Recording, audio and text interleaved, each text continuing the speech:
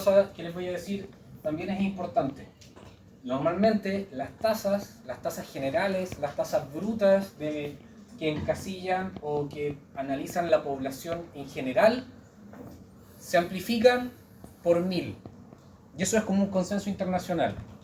Pregunten por qué, hay razones matemáticas básicas del por qué se amplifican por 1000 las tasas generales, las tasas brutas.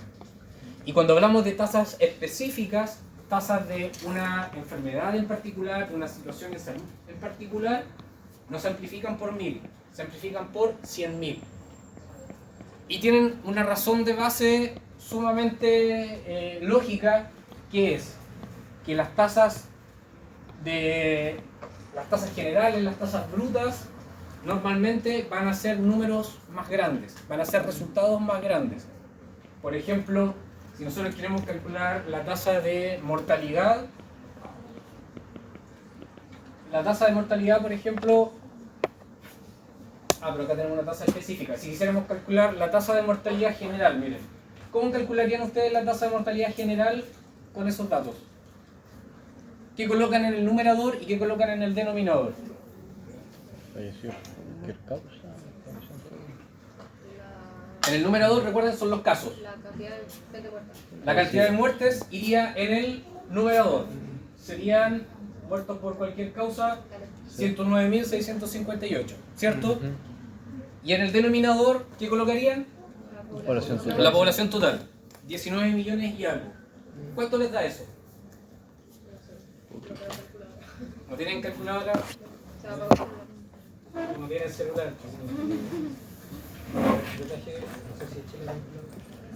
109, 658. 109, 658 dividido 19.000. 109.600. 0,0. 0,0057. O sea, 5,63. 0,0056. Ya. Ahora, ese número, si lo amplificamos por 1000, multiplíquenlo por 1000. 5,6. 5,6. ¿Qué pasa si ese número, en vez de amplificarlo por 1000, lo amplifican por 100.000?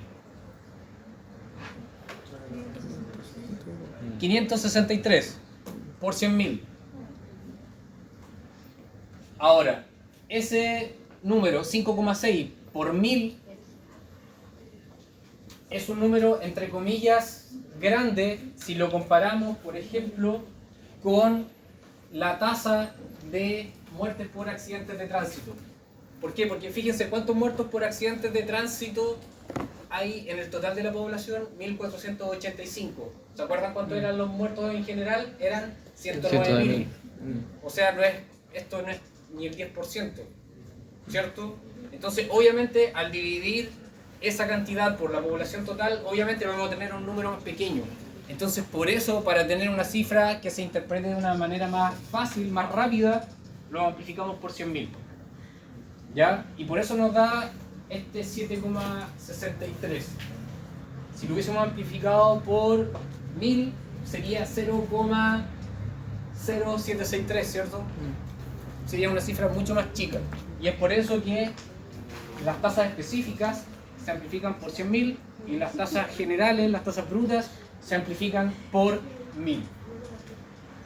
Entonces recuerden, las tasas me van a indicar o van a representar una medida de riesgo, una medida de la velocidad en que se desarrolla la enfermedad, y me va a estar dando cuenta de el riesgo que existe a nivel poblacional de pasar de un estado de sano a enfermo. Eso respecto de las medidas de frecuencia. ¿Alguna duda? ¿No?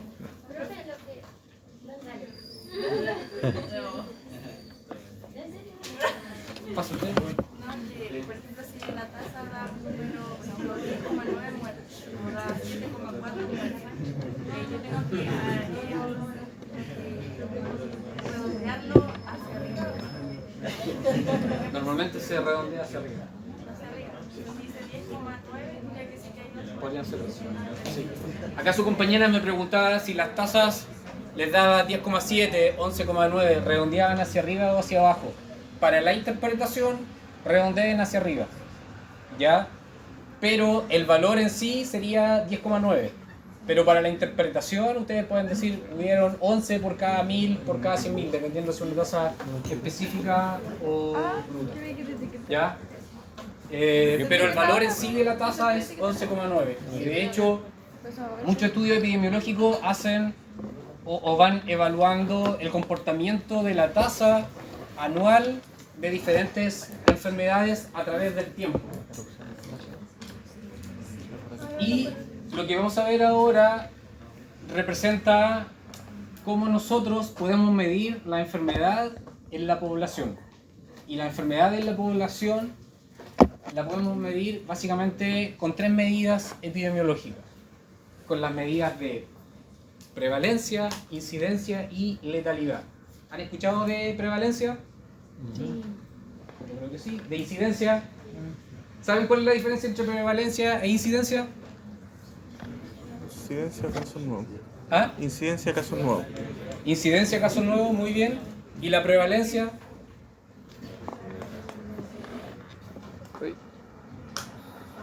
La prevalencia corresponde a los casos existentes y la incidencia corresponde a los casos nuevos. La incidencia va a ser una medida de frecuencia poblacional que me va a permitir estudiar y evaluar enfermedades agudas.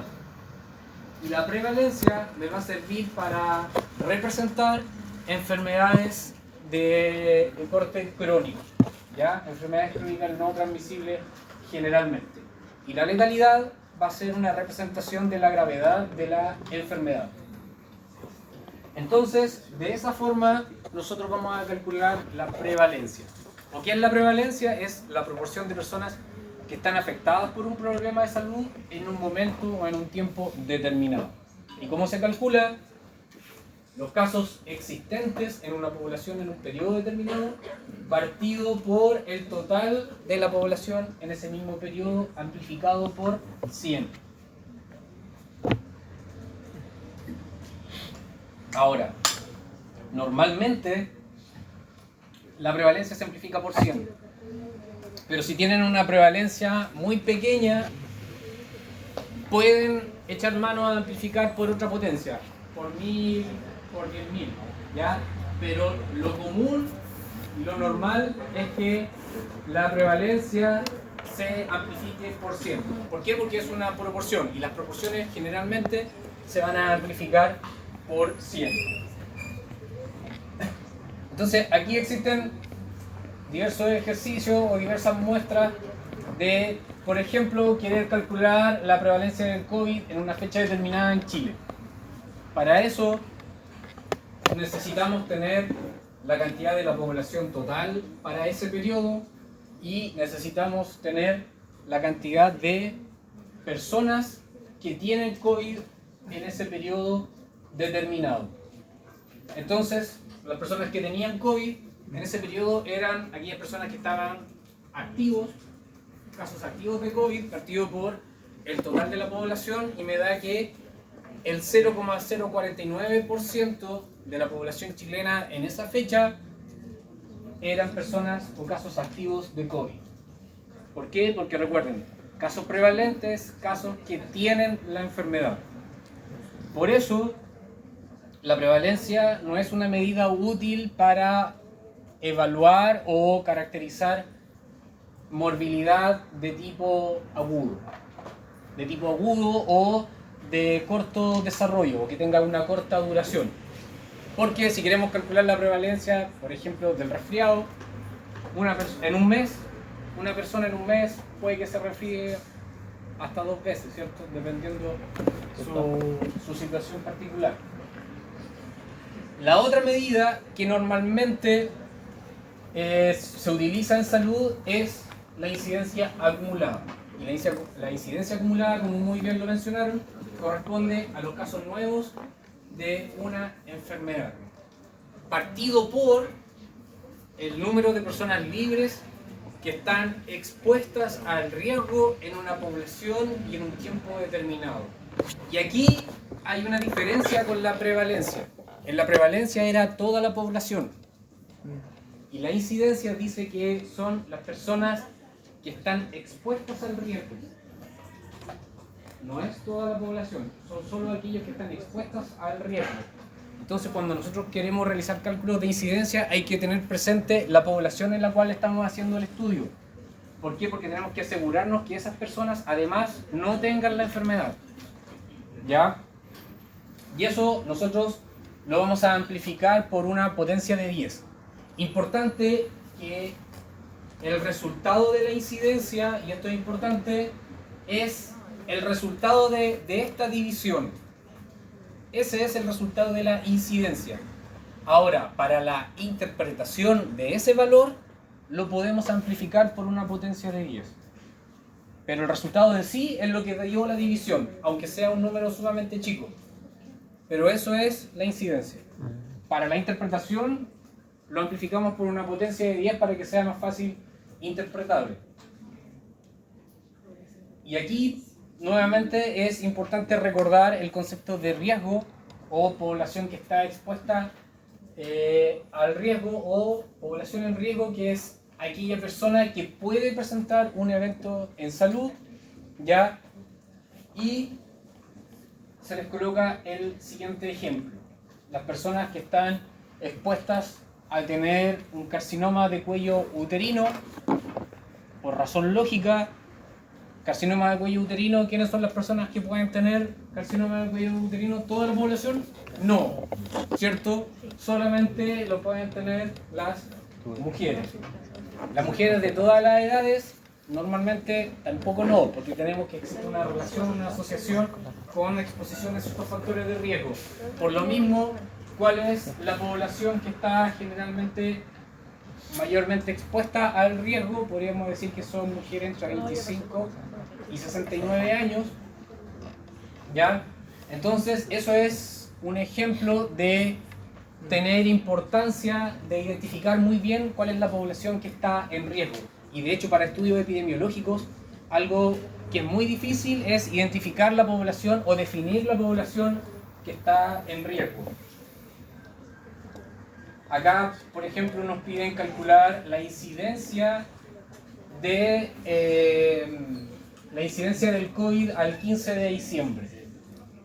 Y acá ponemos los casos nuevos de COVID partido por toda la población que estaba en riesgo, y ahí dio una incidencia de 0,258, y que para la interpretación, si ustedes se fijan, se amplificó por 1000.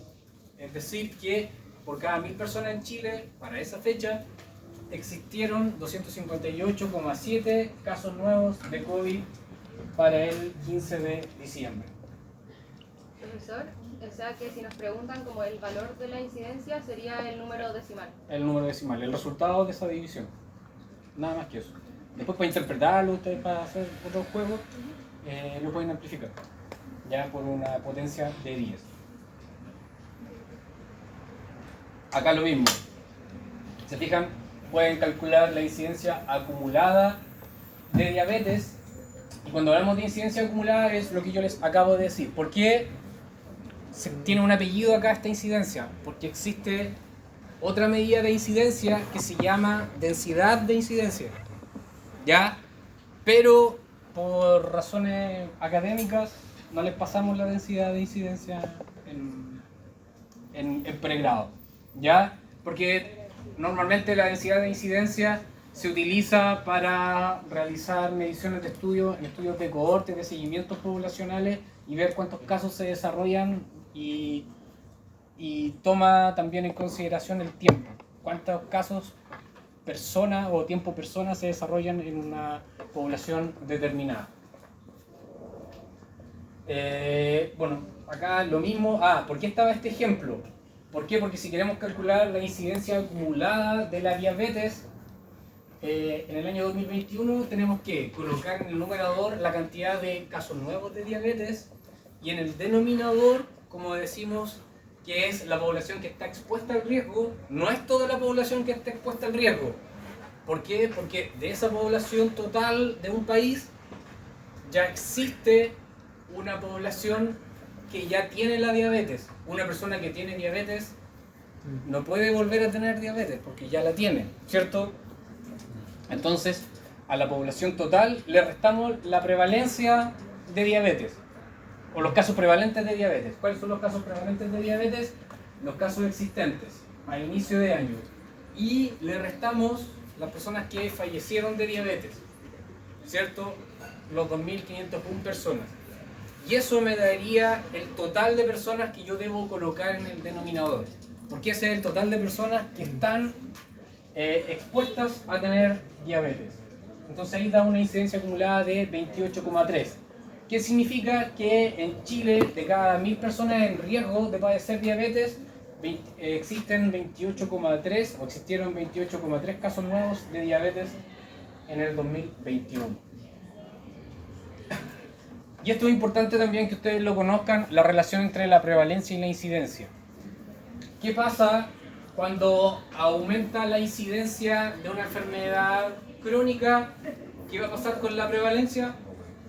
Va a aumentar, ¿cierto? Si empiezan a generarse nuevos casos, la prevalencia va a aumentar. ¿Qué pasa si aumentan los fallecidos? ¿Qué pasa con la prevalencia? Baja. ¿Qué pasa si se descubre una cura para una enfermedad crónica? ¿Qué pasaría con la prevalencia? Baja. Baja, ¿cierto? ¿Qué hace que aumente la prevalencia? ¿Qué hace que aumenten los casos existentes de una enfermedad? Primero, que sea una enfermedad que dure en el tiempo, ¿cierto? Que aumenten los casos nuevos, es decir, que aumente la incidencia. Miren esto, que inmigren casos, que lleguen personas enfermas a nuestro territorio, ¿ya? O que se vayan personas sanas, emigren las personas sanas. Se va gente del denominador, la relación entre numerador y denominador va a ser distinta. Que lleguen personas susceptibles de padecer la enfermedad. Que se mejoren las posibilidades diagnósticas. ¿Qué pasa si se mejoran las posibilidades diagnósticas? Hacen que aumenten los casos nuevos, por ende la prevalencia de esa enfermedad va a aumentar. ¿Qué hace que disminuya la prevalencia? Que la enfermedad sea de corta duración, que tenga una alta letalidad. La letalidad la vamos a ver ahora, pero la letalidad básicamente es de las personas que están enfermas, ¿cuántas se mueren? Se disminuyen los casos nuevos, si inmigran personas sanas, si llegan más personas sanas al denominador, si se van los casos o si aumenta la tasa de curación. Y ya por último, nos queda la medida de letalidad, que es una medida de gravedad de la enfermedad. ¿Por qué es una medida de gravedad? Porque nos indica de todas las personas que se enferman de una patología, de una situación en particular, de todas esas, ¿cuántas se mueren? ¿Ya? Y ¿cómo se calcula? En el numerador, el total de fallecidos por una enfermedad en una población y un tiempo particular, partido por la cantidad de personas enfermas en esa misma población y en ese mismo tiempo. Una cosa importante, que la letalidad generalmente en las poblaciones nunca se conoce con certeza. Creo que ya les dije yo que nunca se conoce, o sea, que la prevalencia, ¿se acuerdan que yo les dije que la incidencia del COVID era mayor que lo que estaba normalmente reportado? ¿A ustedes se los dije o no? ¿Sí? Y eso se relaciona también con la letalidad. ¿Por qué? Porque del COVID nosotros conocíamos esto, las personas que morían por COVID, pero del COVID nunca conocimos y nunca vamos, o sea, en algún momento sí lo vamos a poder llegar a conocer tal vez con mayor certeza, pero hasta el momento no se conoce con certeza la cantidad total de enfermos.